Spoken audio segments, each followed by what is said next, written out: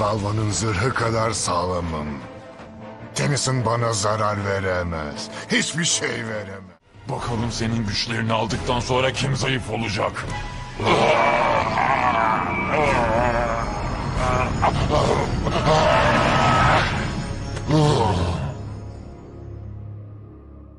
Eminim şunu birçoğunuz merak ediyorsunuzdur. Ben 10 Ultimate Alien serisinde ne oldu da Ben 10'ın bir kere bile olsun Aggregor'u yenemedi? Bildiğiniz üzere Aggregor mutasyon geçirdikten sonra dehşet bir güce ulaşmış ve bizim ekibi defalarca tokatlamıştı. Hatta neredeyse Alien X gücünü de çalacak ve durdurulmaz bir güce sahip olacaktı. Ancak insanların merak ettiği şey şu: Aggregor gerçekten de abartıldığı kadar güçlü müydü? Çünkü her şeyin sonunda Kevin Aggregor'u yenemeyeceklerini anladığında Ultimatrix sayesinde Ultimate Kevin versiyonuna dönüştü ve Aggregor'u hızlı bir şekilde harcamıştı.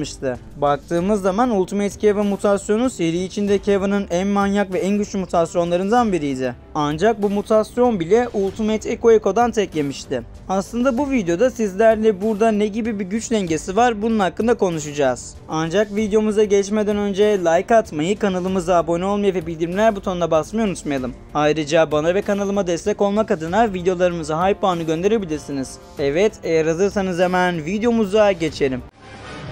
Nihayet. Bütün evren parmaklarımın ucunda. Elini bebekten çek. Levin. Bana insanlarımızın kanunlarına göre zayıfları kontrol için yalanla enerji emmenin yasak olduğunu söyle. Hızlı ve acısız yapacağım. Sonic cehennem.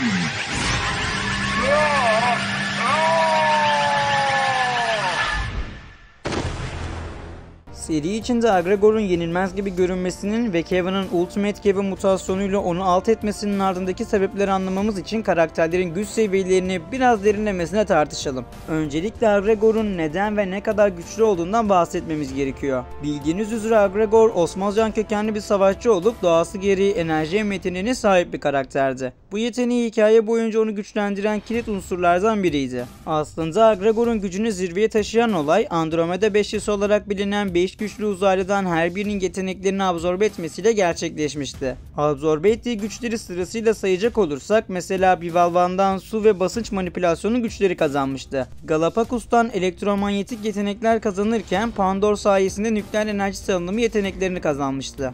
Red'den elektrik kontrolü yetenekleri alırken Andres sayesinde de sismik güçlere kavuşmuştu. Aslında bu güçleri birleşik bir şekilde kullanan Aggregor sadece fiziksel anlamda değil, aynı zamanda taktiksel anlamda da neredeyse durdurulmaz bir hale gelmişti. Ayrıca Ultimatrix gibi bir cihaz kullanmadan saf bir mutasyon geçirerek fiziksel formunu mükemmelleştirmişti. Elbette bu da onu Ben ve ekibi için ciddi bir tehdit haline getirmişti. Seri içinde Ben Tennyson'ın her ne kadar Ultimatrix'in sağladığı Ultimate formları kullanabilse de Aggregor'un çok yönlü ve birleşik güçlerine karşı hep zorlanmıştı. Açıkçası seri içinde Ben Tennyson Ultimatrix'e sahip olmasına rağmen Aggregor'a karşı sürekli bir yenilgi içindeydi. Elbette bu birçok izleyiciye saçma gelmiş olabilir çünkü Ultimatrix'in nedenle güçlü olduğunu biliyoruz. Ancak dostlar, sizleri temin ederim ki bu durumun birden fazla mantıklı açıklaması var. Öncelikle şunu net bir şekilde kabul etmemiz gerekiyor ki Aggregor güçlerini son derece etkili bir şekilde kombine edebiliyordu. Ve evet, bu da Ben Tennyson için tek bir uzaylı formuyla başa çıkamayacağı kadar çok yönlü bir tehdit oluşturuyordu. Öte yandan Aggregor genellikle Ben'in zayıflıklarını analiz edip bu doğrultuda hareket eden bir karakterdi. Onun deneyimi ve stratejik zekası Ben'in gençliğinden kaynaklanan zaaflarını açığa çıkartıyordu. Tabii tüm bunların yanında hikaye bakımından da bunu açıklayabiliriz. Açıkçası seri içinde Aggregor'un Ben Tennyson ve ekibini sürekli olarak yenmesi dizideki gerilimi artırıyor ve yenilmez bir düşman algısını güçlendiriyordu.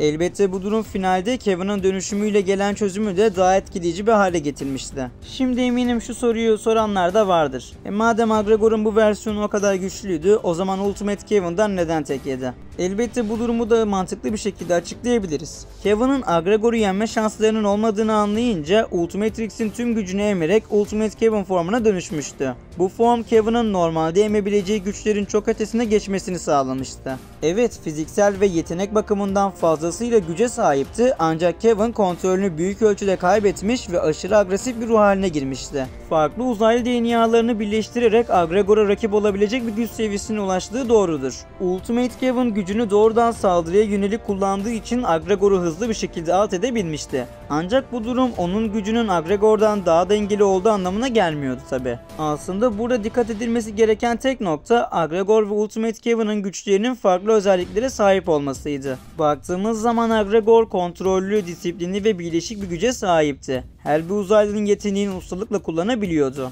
Ancak Ultimate Kevin saf ve ham güç üzerine kurulu bir mutasyondu. Kevin'in bu dönüşümü çok daha yıkıcı bir potansiyele sahipti. Ancak bu formun kontrolsüz doğası onun uzun vadede bir tehdit haline gelmesine neden olmuştu. Baktığımız zaman Agregor'un yenilgisi Kevin'in gücünden ziyade Kevin'in risk alarak fiziksel ve zihinsel sınırlarını zorlamasıyla alakalı bir durumdu. Elbette bu durum Agregor'un abartıldığı kadar yenilmez olmadığını ancak dengeli bir tehdit oluşturduğunu kanıtlar nitelikteydi. Ultimate Echo Eco'nun Ultimate Kevin'i yenmesi aslında seri içinde gücün kontrol edilmesinin önemini vurgular nitelikteydi. Ultimate Echo Eco ses dalgalarını inanılmaz bir hassasiyetle manipüle edebilirken Ultimate Kevin gücünü büyük ölçüde ham kuvvete dayandırmıştı. Elbette bu da Ultimate Echo Eco'nun Kevin'i yenmesine olanak tanıyan bir stratejik üstünlüktü. Anlayabileceğiniz üzere Agregor hikaye boyunca güçlü ve yenilmez bir tehdit olarak gösterilse de Kevin'in Ultimate formülü onu yenebilmesi güç dengesinin hikayenin ilerleyişine göre ayarlandığını gösteriyordu. Agregor aşırı güçlü bir düşman olmasına rağmen kontrolsüz bir güce karşı koyabilecek stratejik üstünlüğe sahip değildi.